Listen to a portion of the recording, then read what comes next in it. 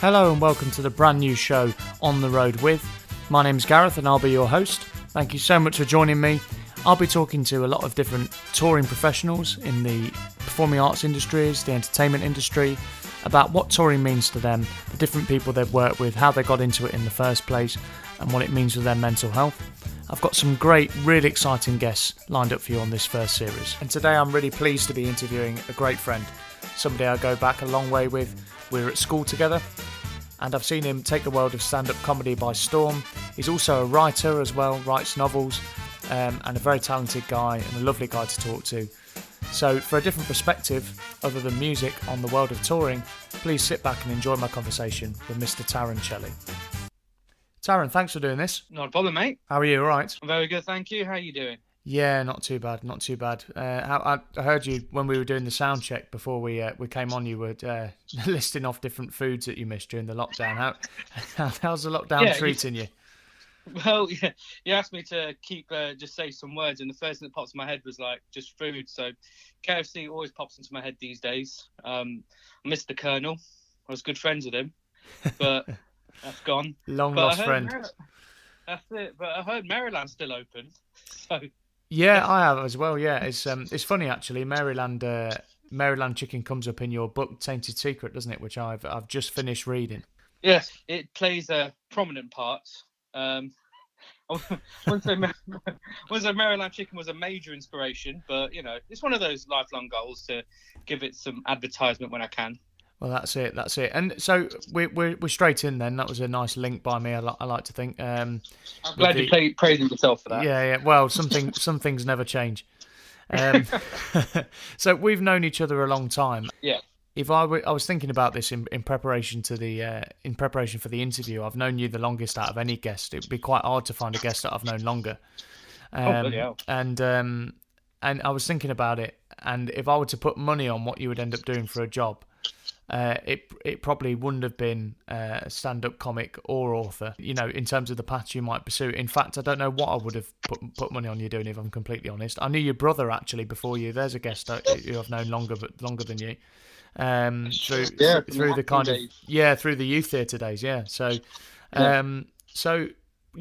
take us through sort of briefly why novel writing, and then why did that end up becoming comedy, which is your kind of main thing now. Well, I kind of stumbled into novel writing, if anything, because this is going back quite a few years ago. I went to something called the London Super Comic Convention or something.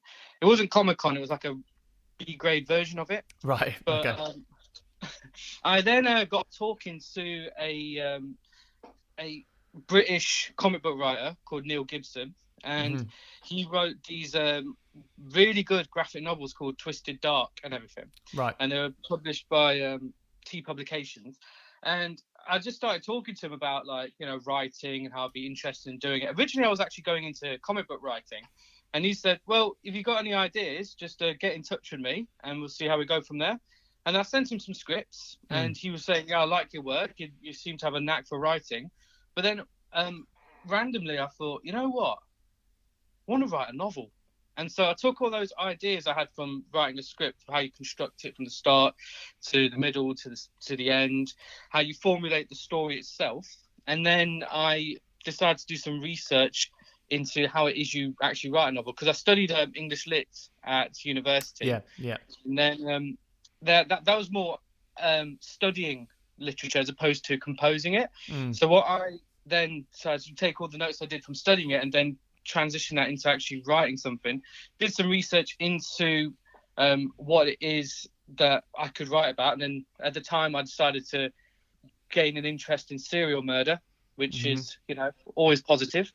And did a rigorous research into it, and then decided to structure it and take influence from characters, even taking influence from my own life, as Tainted Secret does have Leicester does play a prominent role. And even all my writing, I write about stuff that I know, because I'm not going to write about a story set in, say, the Caribbean, because I've never been to the Caribbean. So I can't really relate to it. I have to make it easy for myself to write.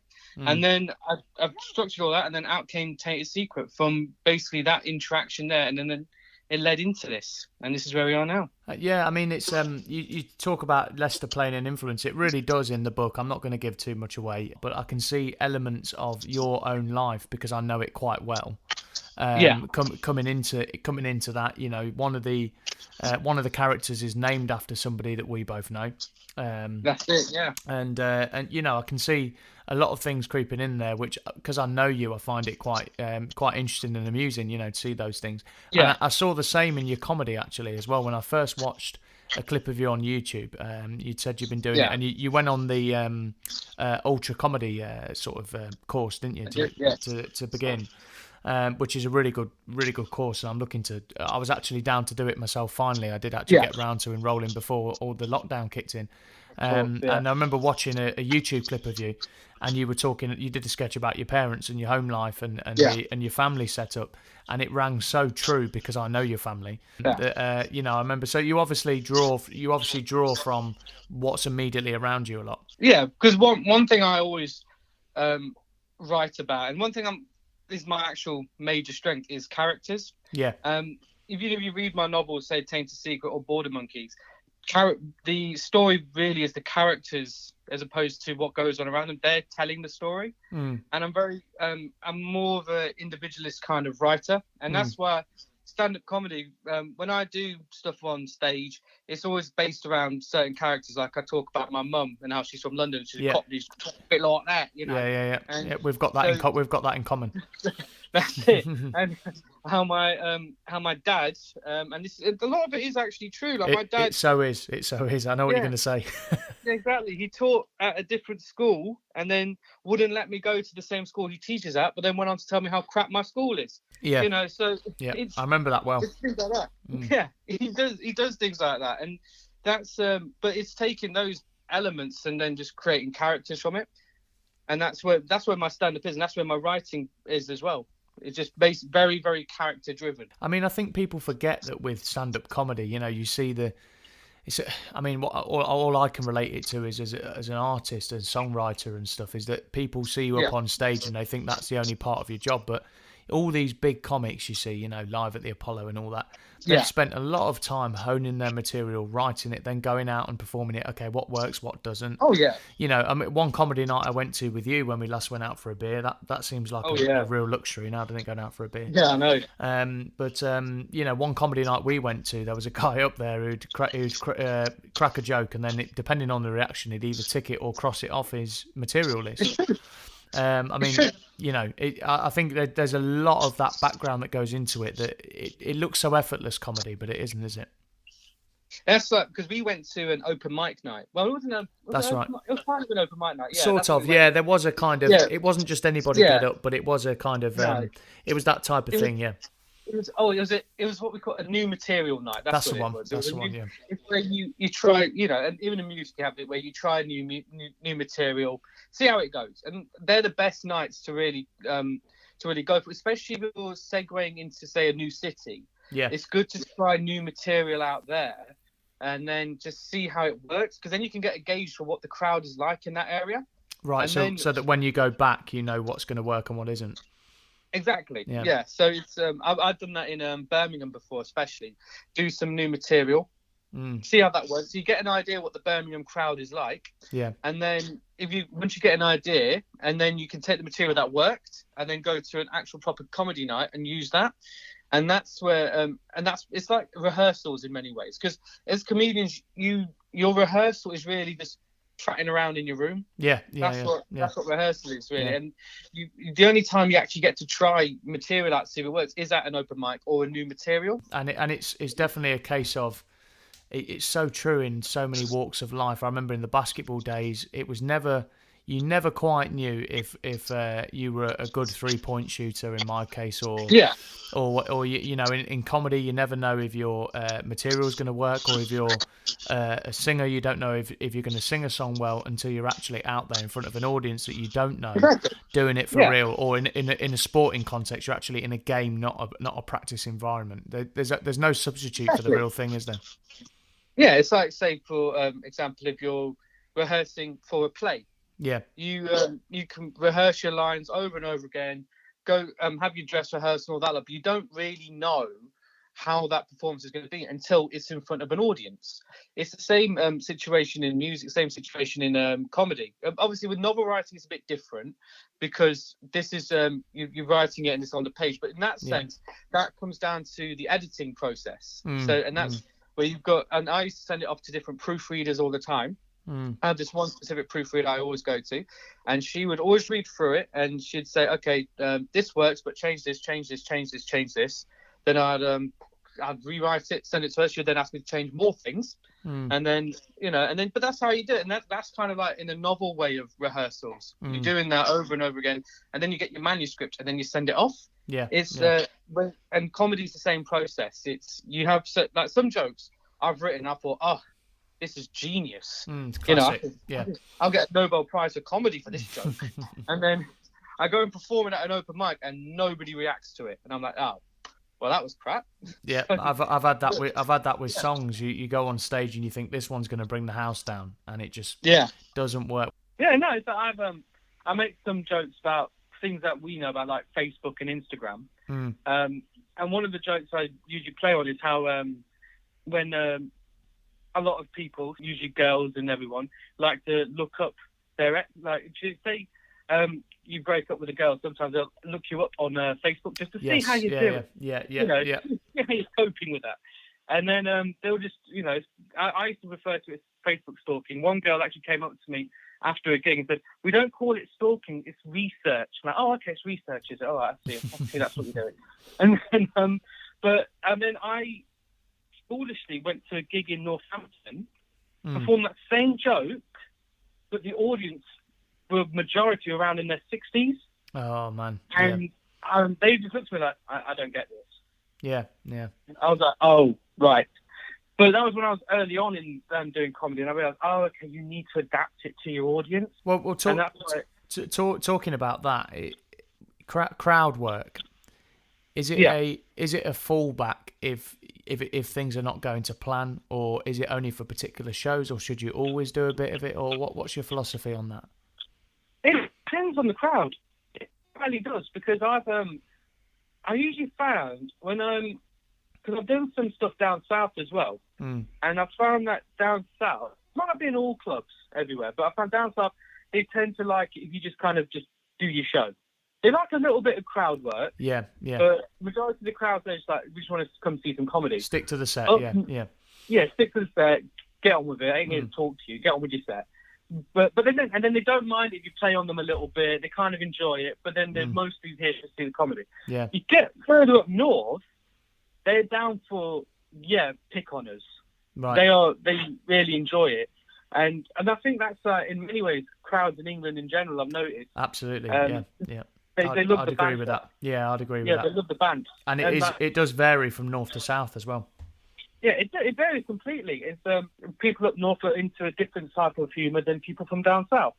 And it's just how you adapt to what that humour is. And I found where we are in the Midlands, we have that perfect blend where you can actually play on the crowd, but then you can just do your set. And we're quite lucky in that sense. Well, yeah, I mean, Leicester's a beating heart of comedy, and I was really really annoyed that I couldn't get down to your show at the as part of the comedy festival recently. Yeah. How big a part has Leicester played in your development, both as a writer and a comic? Because you've mentioned to me a few times when we've talked about writing plays. I talked about doing a show at the Y Theatre the other day, and you said, "Oh yeah, I know it well. I've written some plays there." And you've mentioned the Curve before.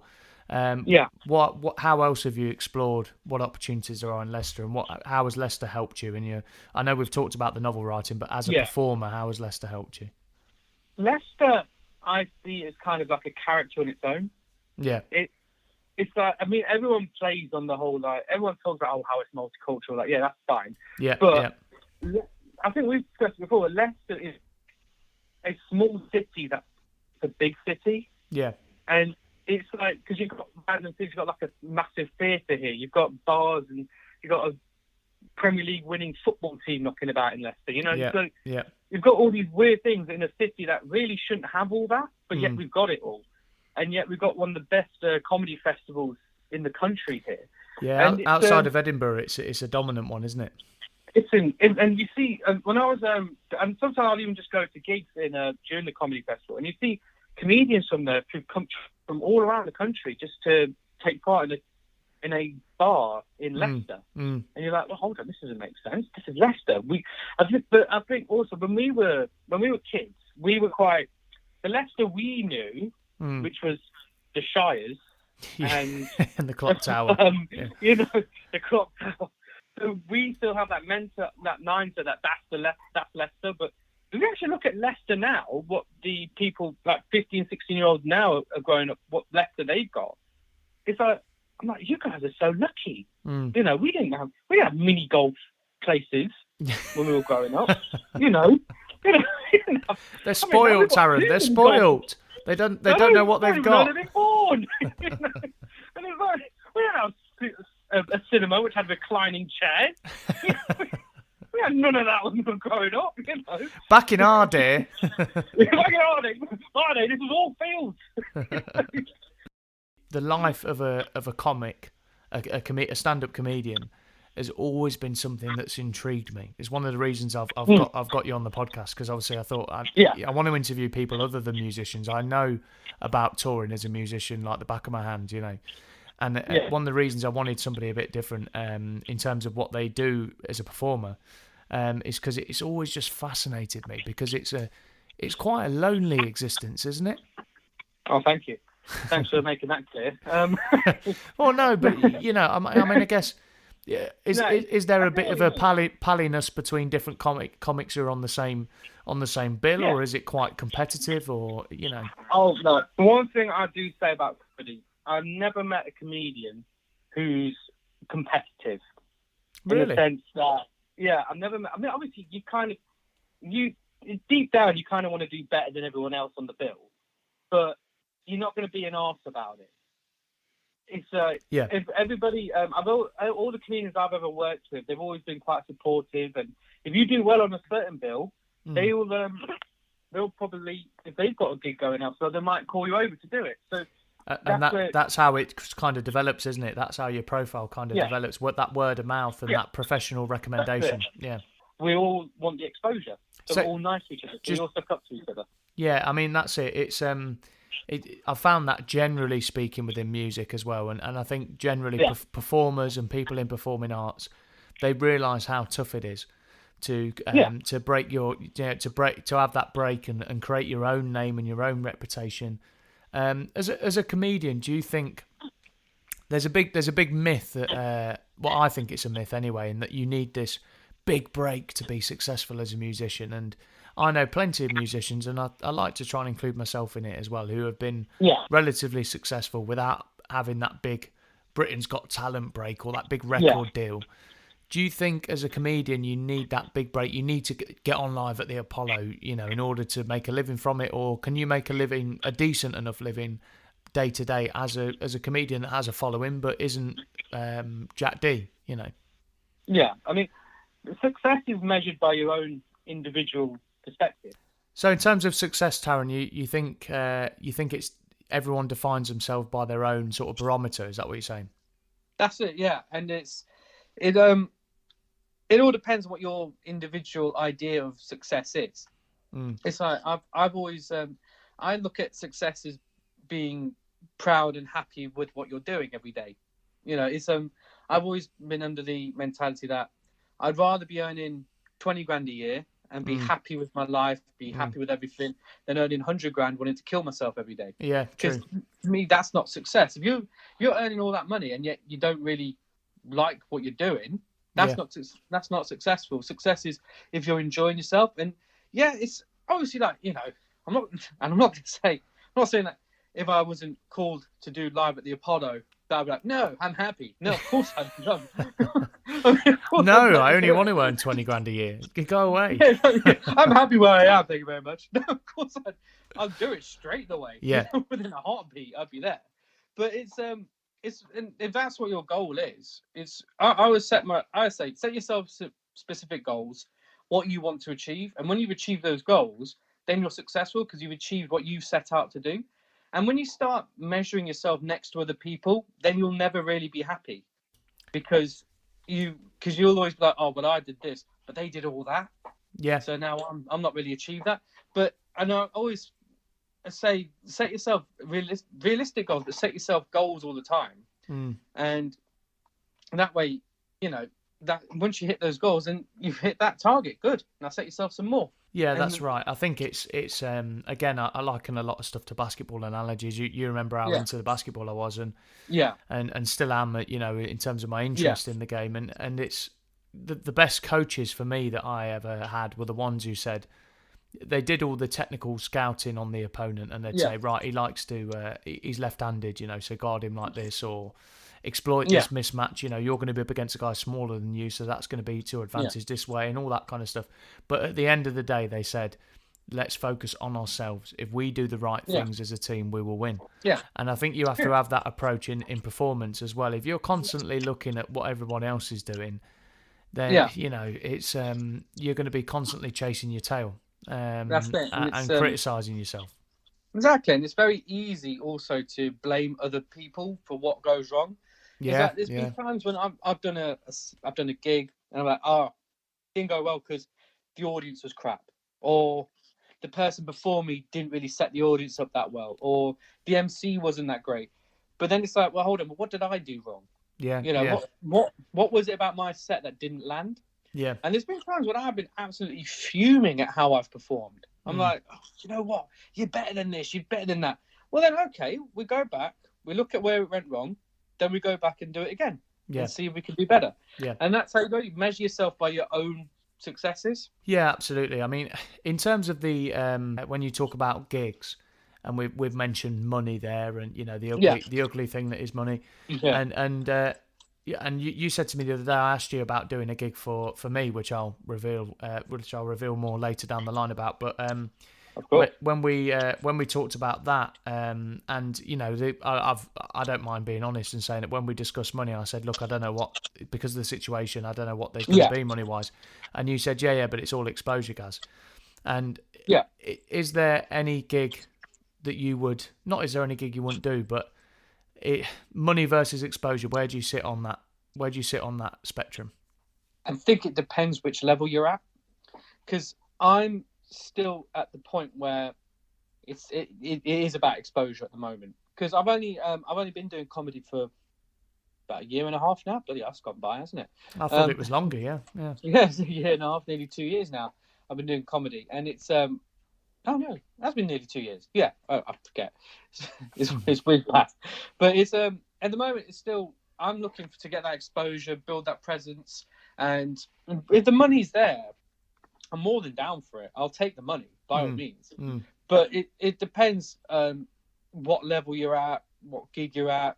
If you're a professional comedian who's been doing some big gigs here and there, they're going to expect a fee for them to perform. Yeah. If it's some person who's not done the big stuff so far, then they're not going to. They can't suddenly start saying, "Oh yeah, well, I'll only do it if you pay me £500 an hour." Yeah, it depends really. And so at the moment, I wouldn't. If someone was going to offer me money to perform, I would never turn it down. Yeah, I am that much of a whore. I would take that money straight away. So it's and I will easily sell out very quickly. It's like what is it? Money talks. That's it. Easily bought. No, it's like what is it? There's one person at my work. He really annoyed me. I was like, oh, he's such an arsehole. Then he bought my book. I was like, oh, he's all right, actually. Wasn't me, was it? Wasn't you? No, I'm not on this occasion. Yeah. But yes, but it depends really. Money is a very difficult topic to talk about, but it's especially now in this climate. Yeah. You don't know when it's going to happen. Well, I mean, you look at one thing that's always intrigued me. I'll tell you three different lines of work that are not that different to what I do, that have always really intrigued me. That's one of the circus performer. I'm determined to get a circus performer on the podcast. Yeah, one of a stand-up comedian. I've got one now on the podcast. Hopefully you'll be the first of many because you'll link me up with all the others. And the other is an actor, like a West End actor or a touring actor. Yeah. And because I've always thought their touring lives and experiences and their on the road life, if you like, is probably going to be similar to mine in a lot of ways, but different in other ways. I've had a bit of a taste of it being a solo singer as opposed to part of a band. Yeah.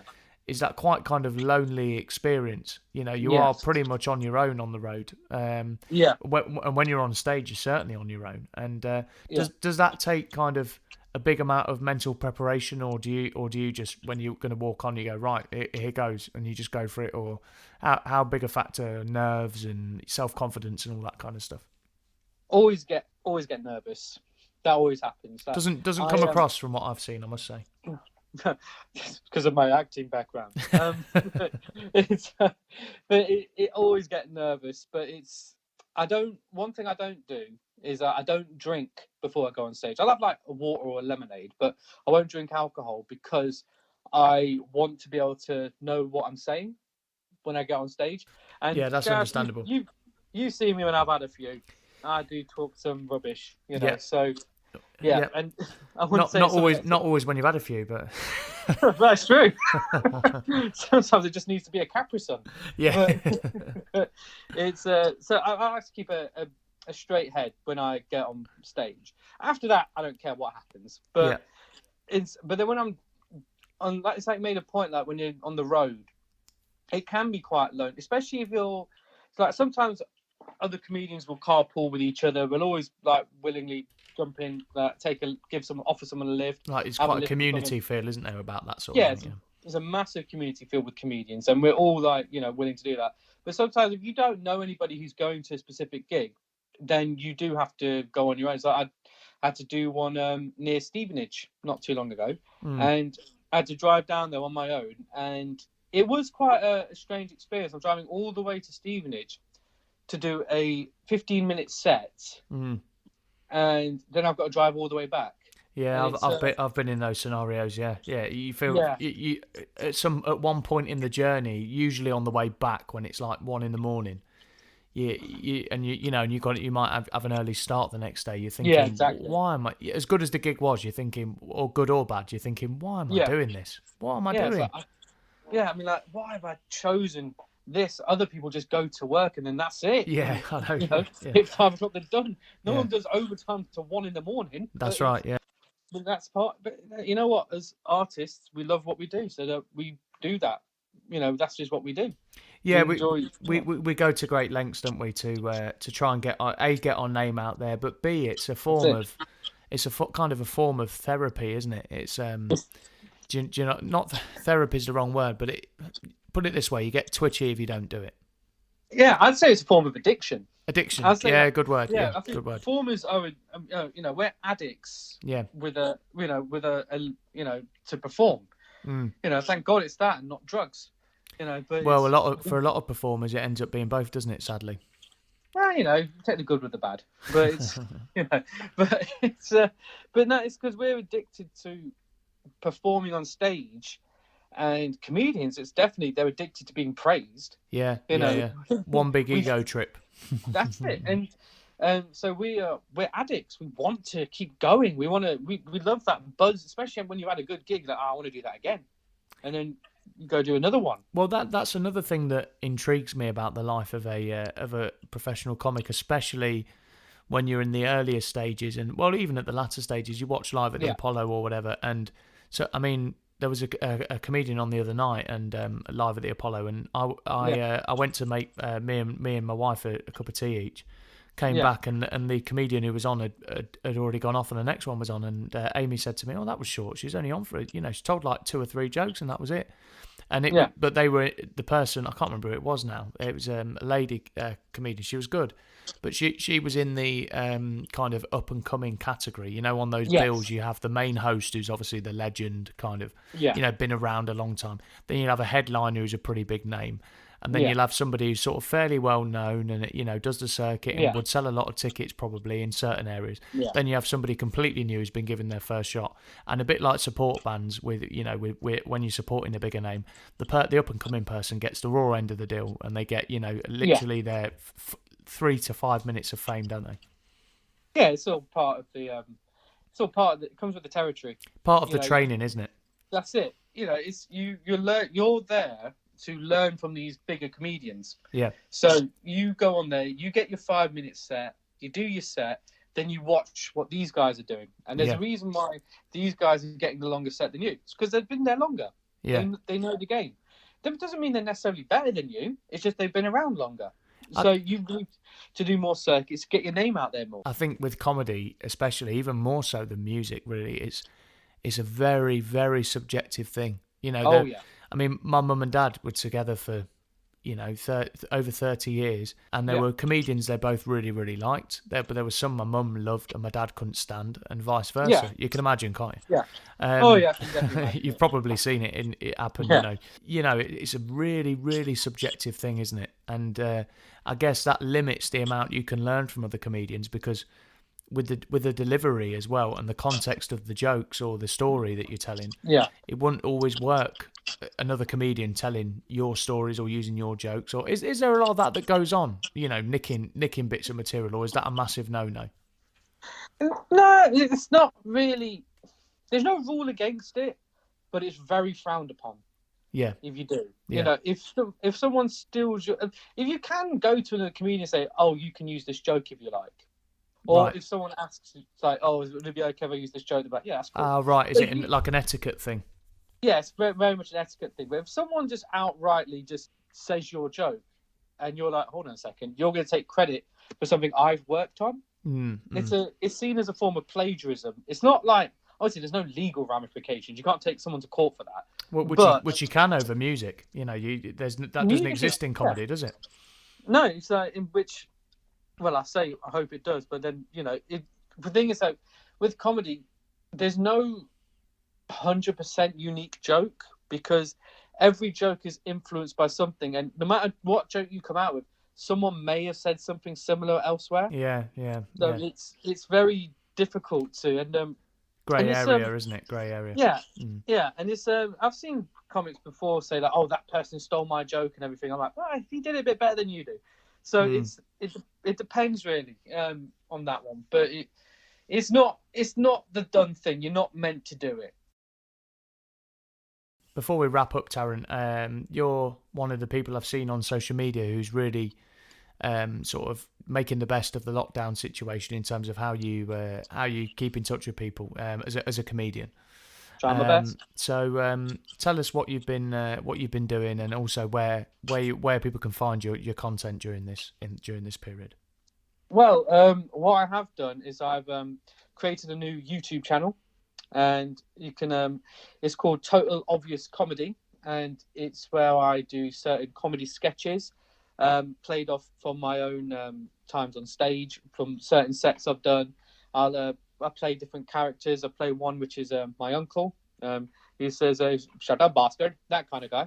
So he's on there, and and I'm going to be doing weekly, hopefully more regularly, doing more sketches like that. You can find me on Instagram, of course. I've been doing live streams as well. I did a live stream stand-up show, which was very interesting.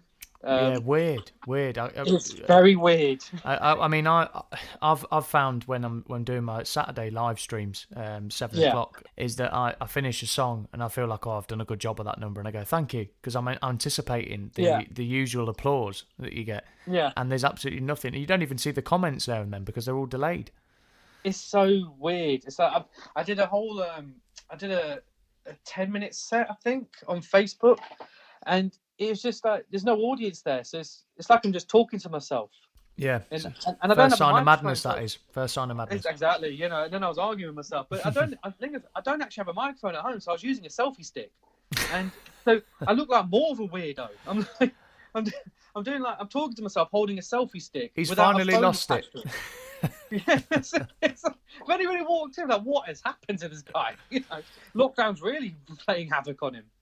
Well, if you want to catch any of Tharun's activities, online activities in terms of lockdown comedy, then you can do on social media. You can find him on Facebook, Instagram, and YouTube. So, Tharun, thank you so much for joining me. It's been really interesting to catch up with an old mate. We should do this more often. Yeah. It's been a pleasure, mate. And B, also to find out about a different side of touring, and somebody who's gone maybe not the textbook route into what they're doing. So it's been a really interesting conversation for me. Thanks so much, mate. Not a problem. Thank you very much. Take care. Right, you too. Bye-bye. Thank you so much for joining me for episode 6, the final episode of season 1 of On the Road With. My guest was the really likeable Mr. Tharun Chelley, and I'd like to thank Tharun for his time. It's really interesting to get a comedian's perspective. If you like what you're hearing, please do follow and subscribe wherever you get your podcast fix. If you could also leave us a review on Apple Podcasts, that would be much appreciated. It's a massive help in spreading the podcast far and wide and promoting it and getting it out to more people. So I really do appreciate that. Likewise, if you tell your friends on social media as well. I'm on all the social media platforms, Gareth John Music. That's Instagram, Facebook and Twitter. But I'm going to be starting season 2 next week. So really enjoyed season 1. Had some great guests on here and learnt a lot in the process as well. I start season 2 with a bang. I've definitely got a fantastic guest for you on that first episode. I'm really, really excited to have got them, and I think it's a conversation you'll really, really enjoy. So do join me in a week's time. More great guests and more great conversations. Take care now. Bye-bye.